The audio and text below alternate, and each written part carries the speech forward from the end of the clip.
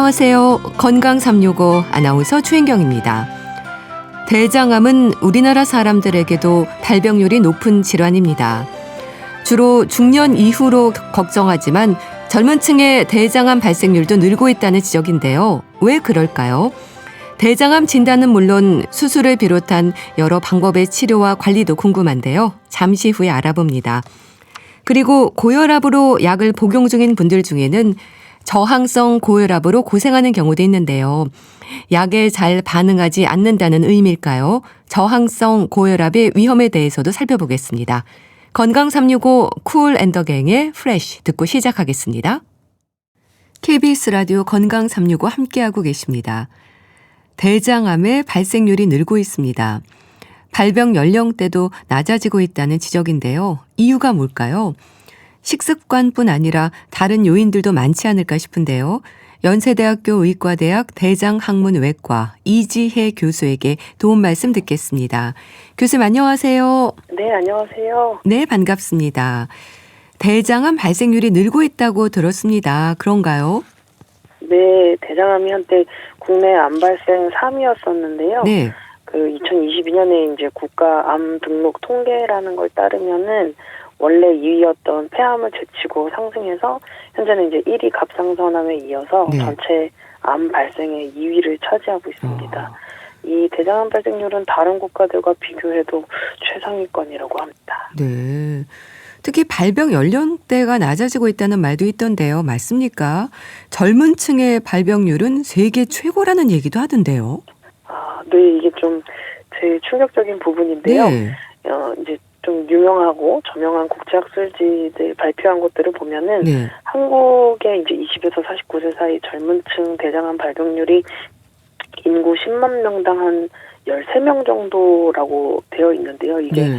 그 논문에서 이제 한 42개국 정도를 조사한 것 중에 세계 1위를 차지한다고 하더라고요. 네.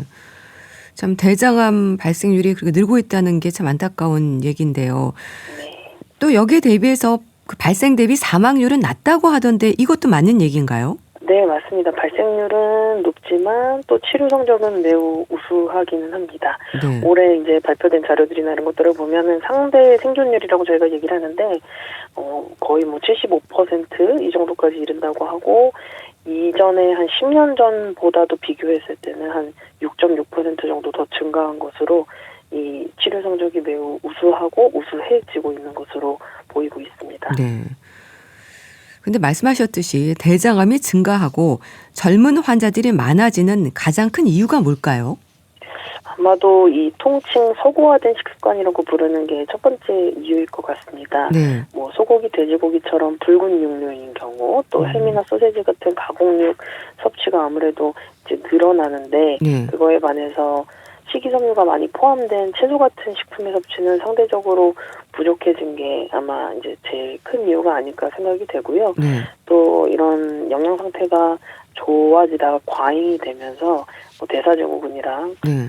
비만 같이 이게 이미 대장암 위험을 2~3배 높인다고 밝혀진 요인들이거든요. 네. 이런 질환들이 증가한 것도 요인이 될 수 있을 것 같고, 네. 한국 같은 경우에는 아무래도 회식이 워낙 자주 있고 네. 폭음 이런 것들이 좀 심하고, 네. 또 남자분들 같은 경우에는 흡연하는 비율도 높기 때문에 이런 것들이 대장암 발생의 어떤 주요 요인으로 작용하고 있는 것으로 보입니다. 네. 이런 잘못된 식습관이 대장암의 위험을 높이고 있는 거군요. 네, 제일 큰 이유일 것 같은데, 왜냐하면 이제 대장이 우리가 먹은 음식의 찌꺼기가 마지막으로 머물다가 처리되는 곳이다 보니까 네. 어떤 걸 먹느냐 이런 거에 따라 장내 환경이 달라지면서 좀 큰 요인으로 작용하는 것 같습니다. 네. 대장암은 결장암과 직장암으로 구분하지 않습니까? 그럼 암이 결장과 직장 어디서 시작되느냐에 따라서 증상도 달라질까요? 네, 맞습니다. 대장은 이제 크게 결장과 직장으로 나뉘는데요. 네. 암이 이제 결장에 생기면 결장암, 직장에 생기면 직장암 이렇게 부르게 됩니다. 위치마다 이제 가지고 있는 기능이 조금씩 다르고 또 대변의 상태가 좀 다르기 때문에 증상이 좀 다르게 나타날 수 있고요. 오른쪽 결장암 같은 경우에는 변이 좀 이렇게 무르게 지나가고요. 네. 잘 통과하게 좀 넓게 만들어져 있고 그렇습니다. 그래서 변비 증상이나 통증 같은 거는 잘 안 나타나는데 네. 뭐 변 색깔이 까맣게 나타난다든지 아니면 입맛이 뭐 떨어지고 이유가 모르게 체중이 감소한다든지 이런 증상으로 나타나기도 하고요. 네. 왼쪽 결장암 같은 경우에는 항문과 가까워지는 결장이기 때문에 변이 이제 점점 딱딱해지면서 변비 혹은 이제 좀 막히는 증상처럼 해서 설사가 번갈아 나타나기도 하는 이런 배변 습관의 변화가 잘 보이고 네. 또 어떤 분들은 이런 막히는 증상에 이어서 복부 팽만감이라고 하죠. 배가 빵빵한 느낌. 그러면서 배가 아프고 네. 피 색깔도 오른쪽에 비해서는 왼쪽 장이 조금 더 빨간 빛에 가깝기도 합니다. 네. 특히 이제 더 항문 쪽에 가까운 직장암은 이게 이제 항문 위로 한 15cm 정도의 직장이라고 저희가 얘기를 하거든요. 네. 그래서 이쪽에 뭔가 문제가 생기면 변의 굵기가 확실히 바뀌기도 하고 변 보고 났는데도 뭔가 아직 남아있는 것 같은 뒤무직, 뭐 잔변감 이렇게 표현을 하는데 네. 그런 증상이 있기도 하고 혹은 변 본 다음에 뭐 정액병 같은 게 계속 묻어나거나 네. 항문 쪽에 통증이 좀 이렇게 지속된다거나 그런 좀 더 배설과 관련된 즉각적인 증상들이 좀 도드라지는 것으로 보입니다. 네. 그럼 아무래도 항문 쪽에 가까울수록 증상이 나타날 수 있을 거라는 생각이 드는데요. 하지만 직장암도 초기에는 증상이 없나요?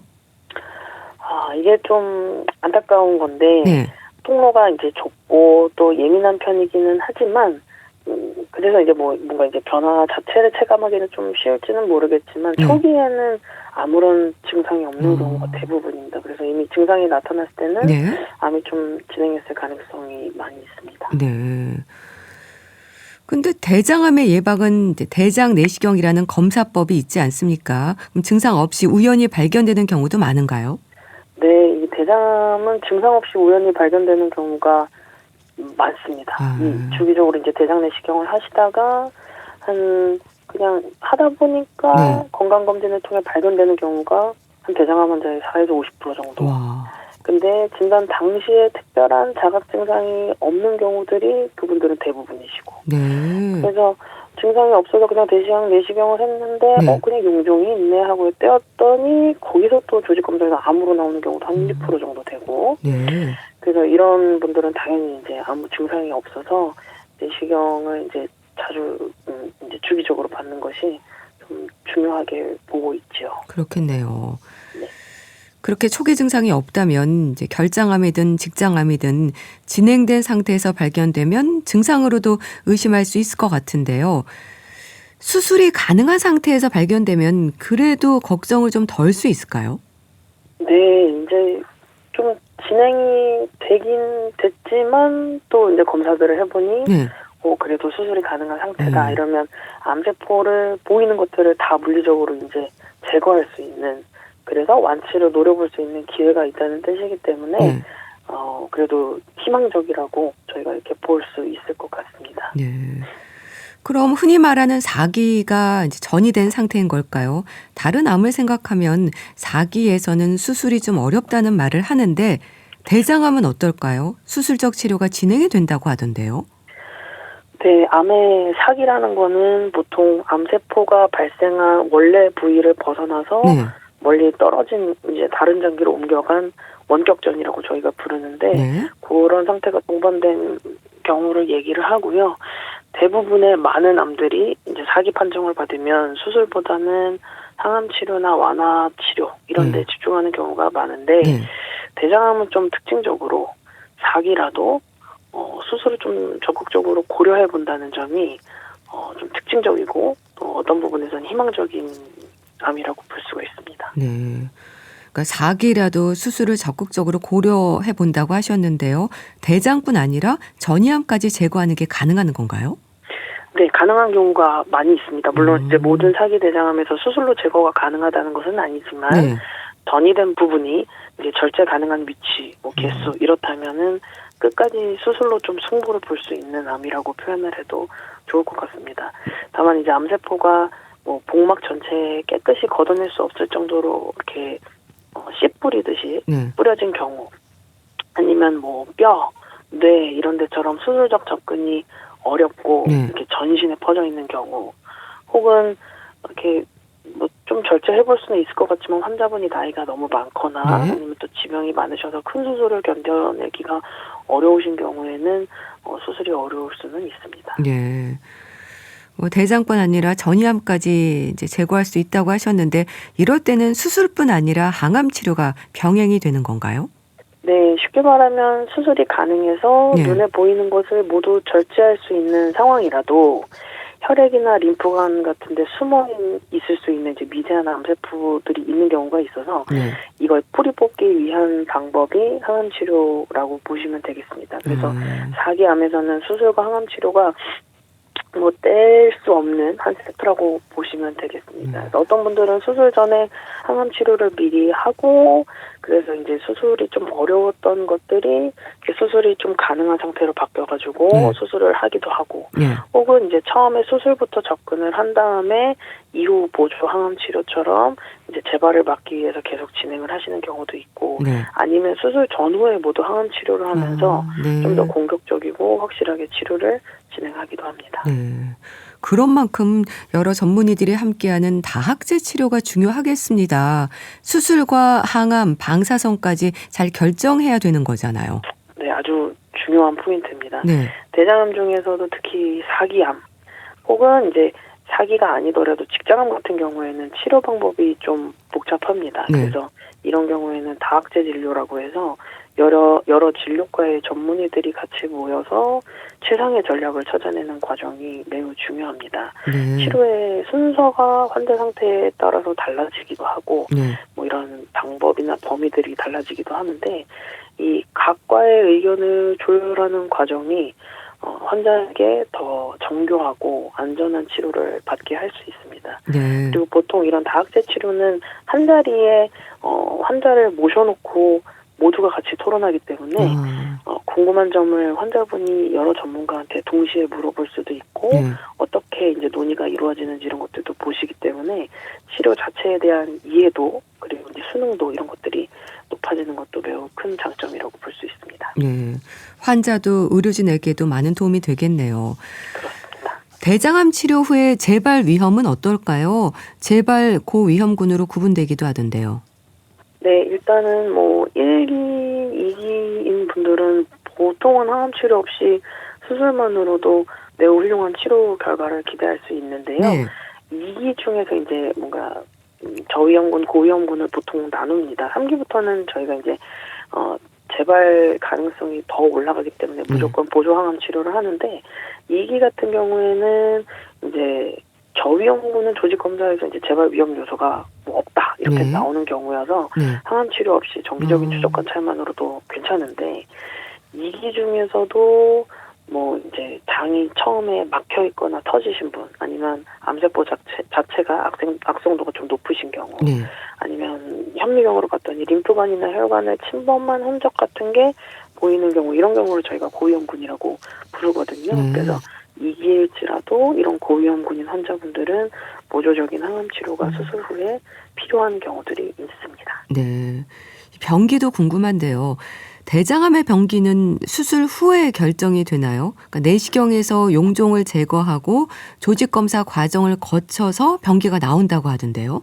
네, 이 대장암 병기는 좀 크게 두 종류로 볼 수가 있습니다. 네. 일단 수술 전에 저희가 수술 방향이나 아니면 치료 방향을 결정하기 위해서 원격전 이런 것들을 확인하기 위해서 보는 임상적 병기 네. 그리고 수술 후에 이 수술 시 잘라낸 조직들을 현미경으로 샅샅이 살펴보고 뭐 얼마나 침범했는지 림프절에는 얼마나 암세포가 가 있는지 이런 것들을 최종적으로 보는 병리학적 병기가 있습니다. 네. 그래서 수술 전 병기는 CT나 MRI 같은 것들로 결정을 하게 되고요. 네. 저희가 이제 확진이라고 말하는 최종적인 병기가 수술 후에 결정되는 것이라고 보시면 되겠습니다. 네.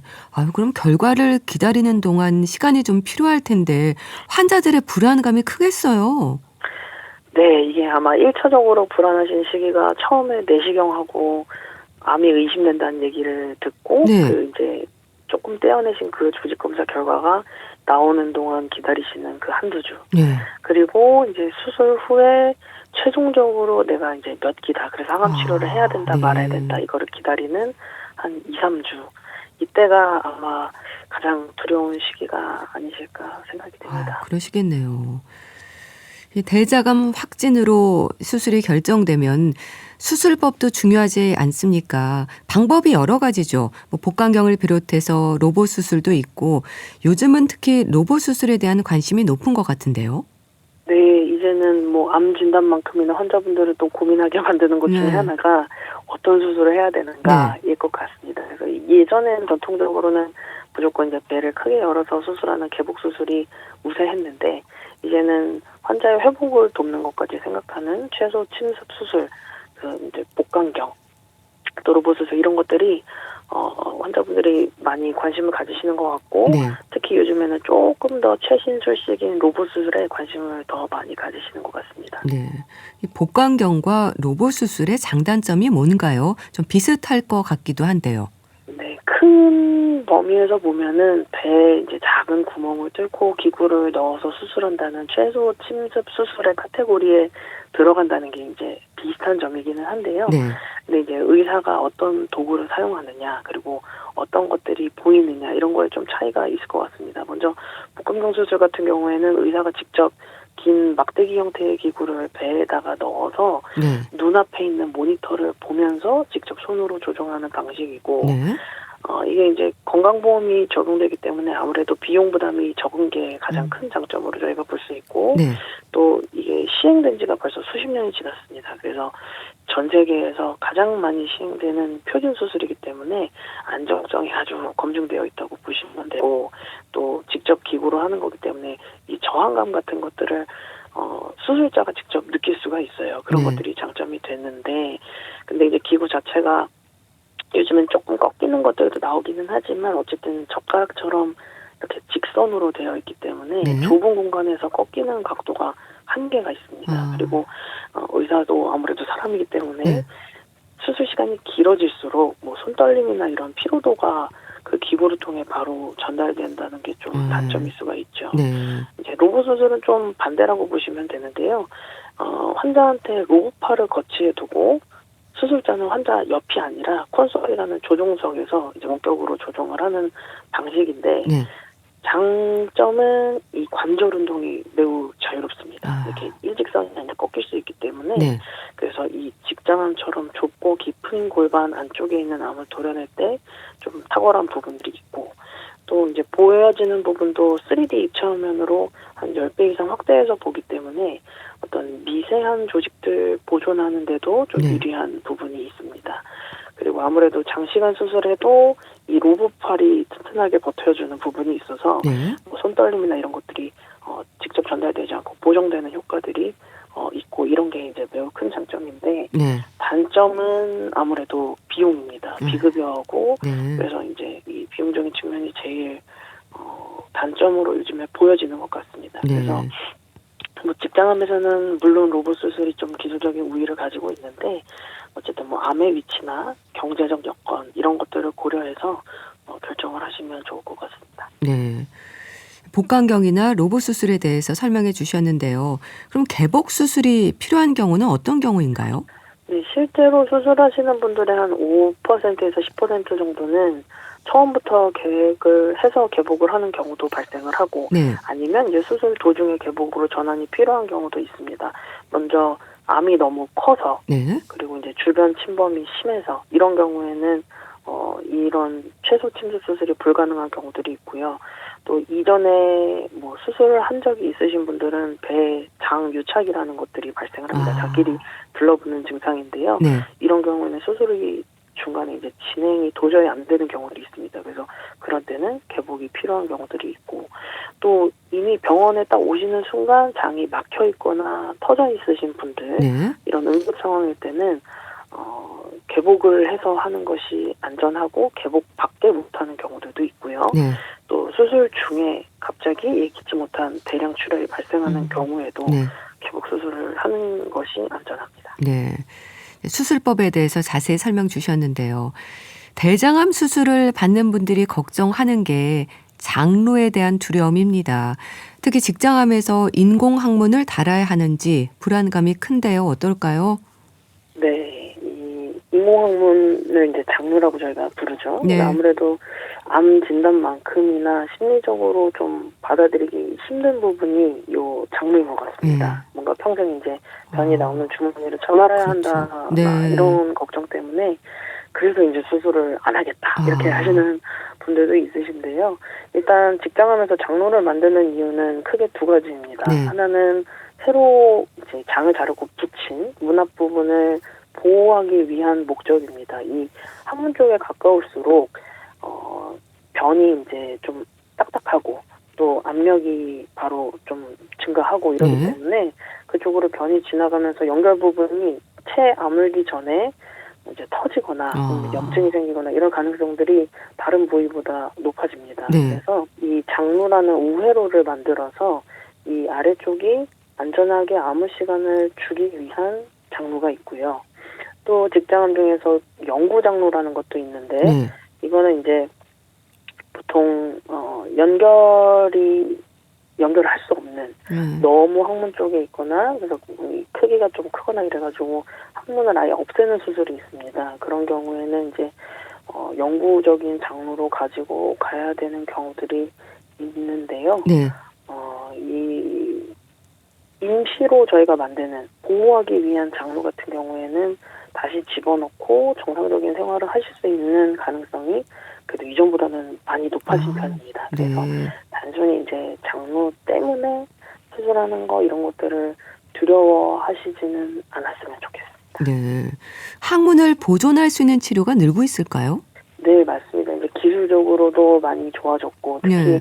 아까 저희가 이야기 나눴던 항암방사선 치료 방법이 매우 수십 년에 걸쳐 이제 발전해 오고 있고 현재도 그렇군요. 조금 더 환자분의 어떤 이런 항문을 보존할 수 있느냐 그리고 이제 추후 재발을 막을 수 있느냐 이런 것들을 위한 여러 치료 방법들이 계속 논의가 되고 있습니다. 네. 그래서 항문을 보존할 수 있는 치료들이 매우 늘어나고 있기 때문에 네. 일단은 같이 상담을 해보고 다합 진료하면서 좋은 치료 방향을 찾아가는 것이 아주 중요할 것 같습니다. 네. 예방과 조기 발견을 위한 의심 증상에도 관심을 가져야 할 것 같은데요. 좀 배변 상태라든지 살펴볼 필요가 있을까요? 네, 일단은 혈변?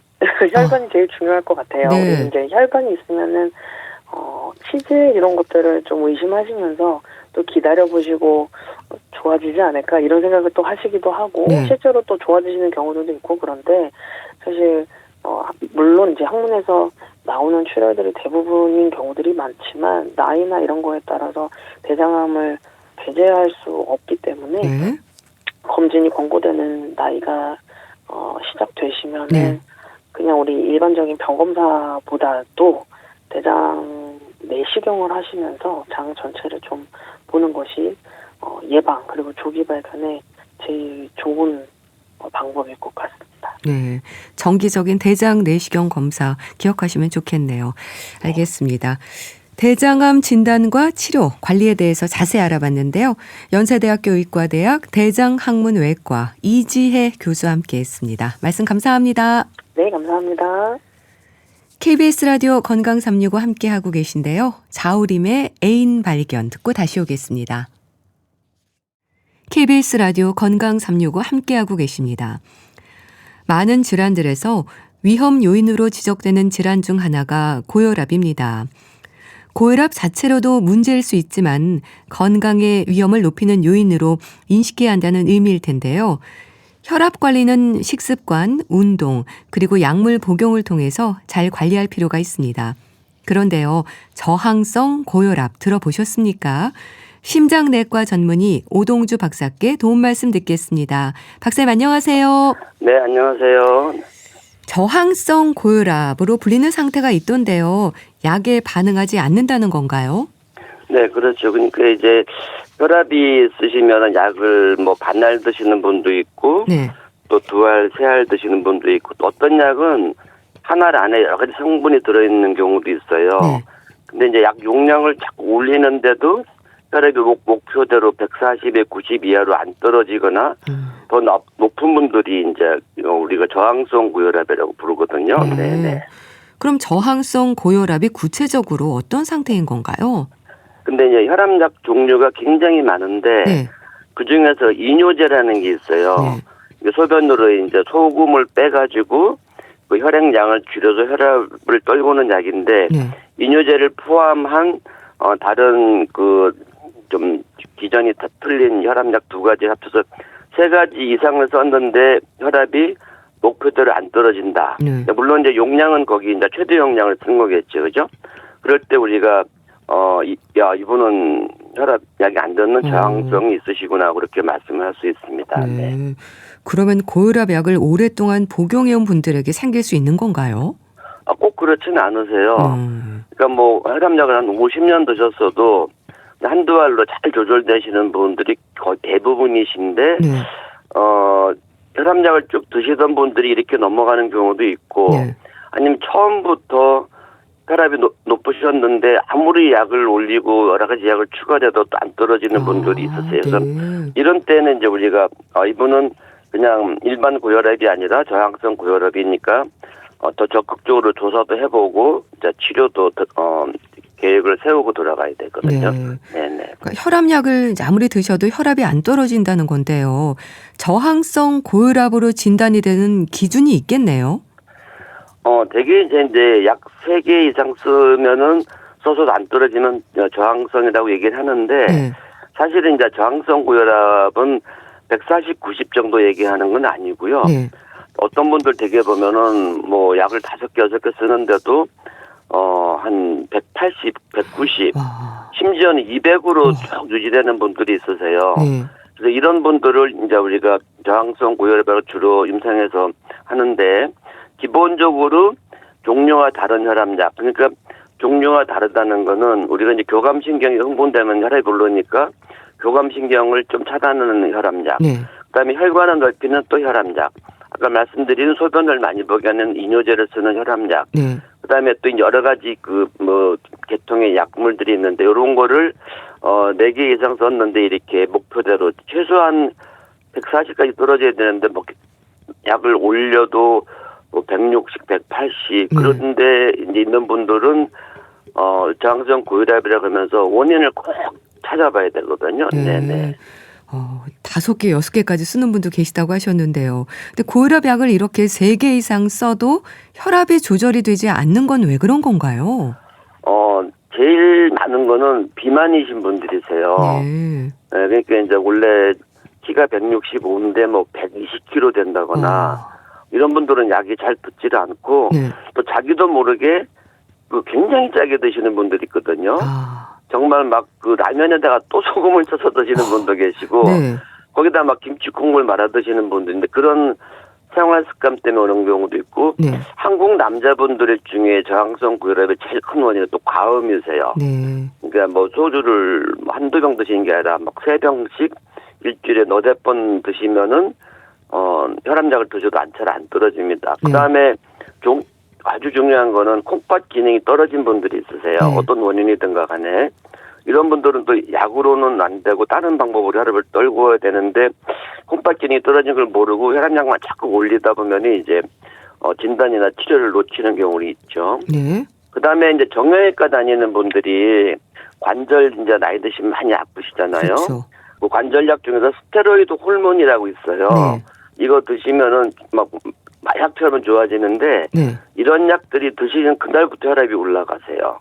예. 그리고 이제 그 관절 소염 진통제도 혈압을 올리고 있기 때문에 더러는 젊은 분들한테 피임약 드시고 또 이렇게 올라가는 분들이 있으세요. 그래서 우리가 혈압약을 매달 드셨는데도 안 떨어질 때는 반드시 선생님과 상의를 해서 내가 무슨 약을 먹고 있는지 다 얘기를 하고 네. 그러니까 소소한 우리 영양제 있잖아요. 네. 그런 것까지도 영향을 줄 수 있기 때문에 그런 걸 다 적어 가셔서 아니면 약을 다 사서 가서 선생님하고 상의를 한번 해보셔야 됩니다. 네. 네. 그럼 저항성 고혈압으로 진단되는 경우도 흔한가요? 대개 고혈압 환자의 한 15% 정도죠. 적지 않죠. 상당히 많은 경우인데 그러네요. 그 외에 그 원인을 원인이 완전히 딴 데 있는데 네. 그걸 못 찾아가지고 나중에는 이제 혈압이 계속 높으니까 이게 나중에 뇌출혈이 오거나 다른 쓰러지는 경우가 있어서요. 그래서 혈압이 안 떨어질 때는 나는 원래 체질이 뭐 혈압이 높은 체질이야 이러실 게 아니라 네. 아주 선생님하고 상의를 해서 어쨌든 간에 CT를 찍든 혈관을 찍어보든 해서 원인을 찾아내셔야 됩니다. 네. 뭐 뇌출혈 말씀하셨지만요. 이렇게 약으로도 혈압이 조절되지 않고 혈압이 높은 상태가 계속되면 생명도 위험해질 수 있는 거 아닌가요? 아, 그럼요. 그러니까 우리 주변에서 잘 보는 뇌출혈이 있잖아요. 네. 갑자기 확 하고 있는 머리 아프다 그래서 이제 CT 찍어보면 출혈 있는 분들의 물론 이제 동맥류 그런 것도 있지만 대부분의 원인이 고혈압, 혈압 조절 안 된 경우도 있고 네. 또 혈관이 이제 뇌에 막혀서 뇌경색, 뇌졸중이라고 그러죠. 그리고 이게 심장으로 오면 협심증, 심근경색증, 그리고 이제 숨찬 심부전으로 넘어가세요. 네. 그래서 모든 혈관 질환의 그 원인, 우리 뭐 담배도 있고 당뇨도 있고 콜레스테롤 얘기도 하지만 모든 혈관 질환의 원인의 60%가 고혈압에서 오거든요. 네. 그래서 우리가 혈압은 뭐 나이 먹어서 온 걸 거야. 뭐 그냥 운동하면 되지 이렇게 하는 게 아니라 혈압이 높을 때는 반드시 이거를 떨구셔야 되는데 특히 이런 저항성 고혈압 때는 모든 혈관 뇌경색이나 심장병이 더 빨리 온다는 게 문제거든요. 네.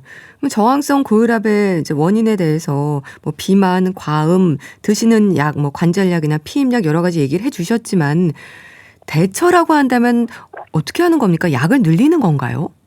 우선은 이제 혈압약을 늘리는데 혈압약을 용량도 늘리고 종류도 늘렸는데 안 떨어질 때 할 때는 네. 그때는 내가 이게 딴 병이 있나 혈압 외에 다른 병 그러니까 드물지만은 콩팥을 오가는 혈관이 나이가 드시면서 동맥경화가 점점 좁아지는 그런 분들이 꽤 있으세요. 네. 그런 거는 아무리 약을 늘려도 혈압이 안 떨어지거든요. 그때는 이제 그 콩팥 넓이는 시술을 하든가 네. 또 아주 드물지만 그 복부나 폐에 혹이 생기는데 종양이 이 종양이 또 혈압을 높이는 호르몬을 계속 내는 그런 종양이 있으세요. 네. 그래서 그때는 이제 이 그냥 동네에서 보셔도 되지만은 좀 큰 병원 가셔서 혈압 전문으로 보시는 선생님하고 상의를 해서 그런 거는 CT 같은 거라든지 사지 혈류 검사 같은 게 있거든요. 네. 그런 거라면은 그런 거로 다 발견하실 수 있어요. 그러니까 다시 말씀드리면 약만 늘려서 되는 건 아니고 네. 근데 아까처럼 소주 3병씩 매일 드시는 분 같으면은 이제 술 줄이게 하고 네. 살이 쪘으면 빠지도록 노력을 하셔야 되겠죠. 그죠? 네. 그리고 체중이 100kg인 분들이 5kg만 빼도 혈압이 뚝뚝 떨어지는 분들이 있으세요. 그렇군요. 그러니까 이제 많은 원인이 있지만 아까 제일 많은 게 비만이랑 과음이랑 소금이라 그러셨잖아요. 이 3가지는 기본으로 하셔야 되고 그래도 안 떨어질 때는 이제 다른 검사를 더 하셔야 되죠. 이게 이러다가 이제 그냥 좀 두고 봅시다 하다가 네. 응급실로 오시는 분들이 많으세요. 뇌출혈이나 그런 거로 돼가지고요. 네. 그러니까 저항성 고혈압의 위험은 고혈압으로 관리 중인 분들이라면 누구에게나 있을 수 있겠다 싶은데 그만큼 관리가 중요하겠네요. 네, 그래서 또 어떤 분들은 쭉 괜찮았는데 혈압이 또 갑자기 올라가세요. 네. 근데 물어보시면 이제 겨울철에 이렇게 넘어져가지고 허리를 다쳐서 운동을 전혀 못하고 네. 집에서 그냥 이렇게 뭐 텔레비 보고 뭐 많이 드셔서 살찌시고 그런 분들, 운동 안 하는 분들, 그 다음에 또 회사가 바뀌어서 회식이 늘어난 분들, 이런 분들도 그러니까 다른 회사 갔으니까 이제 거절을 못하고 주는 술 다 받아 드시고 뭐 하니까 이제 자기도 모르게 살찌고 그래서 자꾸 혈압 올라가는 분도 있고요. 또 이제 그 영양제 잘못 드셔서 아니면 관절약 드셔서 콩팥이 갑자기 나빠진 분들이 있습니다. 그러니까 이렇게 저항성 고혈압이 있다고 생각되는 분들은 뭐 혈액 검사 같은 건 기본으로 반드시 하셔야 되겠죠. 네. 그럼 저항성 고혈압으로 진단되면 어떤 치료가 진행이 되나요? 처음에는 일단은 혈압을 빨리 안 잡으면 말씀드린 대로 뇌출혈 같은 게 오시기 때문에 일단은 약을 여러 가지를 늘리세요. 그 다음에 이제 뭐 눈으로 딱 봐서 비만이시다. 그러면 이제 비만 치료 들어가고 술을 많이 드신다 그러면 그거를 뭐 술을 줄이다 그러는데 그래도 또 드시는 분들이 있으세요. 네. 그래서 그거는 이제 그 보호자를 같이 불러서 설득도 시키고 그러시고 네. 그래도 안 될 때는 CT 같은 걸 한번 혈관 CT를 쭉 복부랑 찍어보면은 거기서 원인이 나오는 경우도 간혹 있습니다. 네. 약을 이제 여러 개 처방할 경우에는 이런 여러 약으로 인한 부작용의 위험은 없을까요? 많습니다. 그렇군요. 이게 이제 뭐 하나에서도 부작용 있어서 오는 분들 많으신데 네. 뭐 여러 종류 4가지, 5가지 쓰다 보니까 이게 뭐 기립성 저혈압 갑자기 일어서면은 뭐 87도 쾅 떨어져서 머리 깨져서 오시는 분들도 있고 네. 그냥 기억력이 떨어진다는 분도 있고 무기력해지고 그냥 만사가 귀찮다 이렇게 분들이 많으세요. 그러니까 네. 아무래도 화학 물질이 들어가서 몸에 좋으실 건 없겠죠. 그래서 그렇죠. 하여튼 자꾸 반복해서 말씀드리지만 이 원인을 찾아서 원인 치료를 하는 게 제일 중요합니다. 네. 네. 스피루노락톤이라는 치료제가 있다면서요? 이거는 뭔가요? 네, 이 약이 이약저약 다 안 들을 때 쓰면은 잘 듣는 약인데 네. 우리 콩팥에서 알도스테론이라는 호르몬이 많이 나오면 혈압이 또 올라가거든요. 네. 그거를 막아주는 약이에요. 근데 이게 부작용이 우리 혈액 속에 칼륨이라고 있습니다. 네. 바나나에도 많고 적당히 드시면 좋은데 이게 너무 올라가면은 심장마비가 오거나 콩팥이 굉장히 나빠져서요. 네. 이게 좀 올라갈 수 있기 때문에 조심을 하고 요걸 가끔마다 피 검사를 해보겠는데 또 오히려 이제 칼륨을 낮추는 또 이뇨제가 있어요. 그걸 네. 2개를 잘 복합해서 쓰시면은 혈압 조절도 되고 부종 붓는 게 있으면 그것도 참 많이 좋아지시고 그렇게 되시죠. 네. 네. 또 신장, 신경, 차단술이라는 방법으로도 혈압을 낮출 수 있다고 하던데요. 저항성 고혈압에 대한 시술적 치료인 건가요? 네네, 맞습니다. 그래서 이거는 콩팥으로 가는 이 혈관에 쭉 보면은 거기서 센서가 있어요. 네. 그러니까 지금 우리 혈관의 압력이 얼마니까 좀 혈압을 낮춰야 되겠다. 아니면 너무 혈압이 낮으니까 혈압을 올리는 물질을 만들어내겠다는 센서가 있는데 네. 그 센서가 너무 예민해서 자꾸 혈압이 올라가는 분들은 다리 혈관 들어가서 거기에 전기로 지져버리는 게 있거든요. 근데 한국서는 그게 많이 하지 않습니다. 이게 네. 크게 효과가 없는데 그래도 뭐 이것저것 안 될 때는 이런 시술도 한번 고려해 볼 수도 있어요. 네. 그런 시술을 받은 후에도 약은 계속 복용해야 하는 건가요? 시술이 잘 되면은 약이 3분의 1 정도로 주는 경우도 있긴 있는데 네. 이때는 이제 이것저것 다 해보고 안 될 때 하는 마지막 시술 방법이 되죠. 네. 근데 혈압을 잴 때마다 보통 달라지잖아요. 특히 병원에서 측정하면 갑자기 말도 안 되게 높게 나오기도 하는데 저항성 고혈압이 아닌데 저항성 고혈압처럼 보이는 경우도 있을까요? 맞습니다. 이게 굉장히 중요한 지금 질문하셨는데요. 네. 10명에 4명은 병원에 오면은 혈압이 굉장히 높게 나오세요. 그러니까요.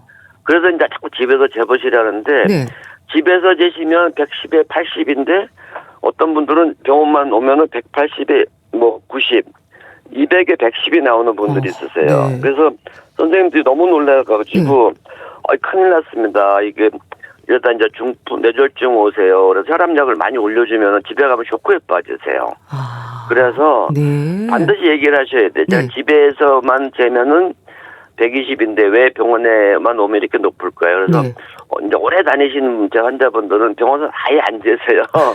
그래서 이제 제가 노트를 다 드리거든요. 네. 거기서 이제 쭉 아침 저녁 잰 거를 이제 보여주시면 이제 거기에 맞춰서 약을 드리셔서 이거 정말 많으세요. 그래서 내시경 하러 가셨는데 네. 혈압이 200 나와갖고 못하는 분들이 많은데 네.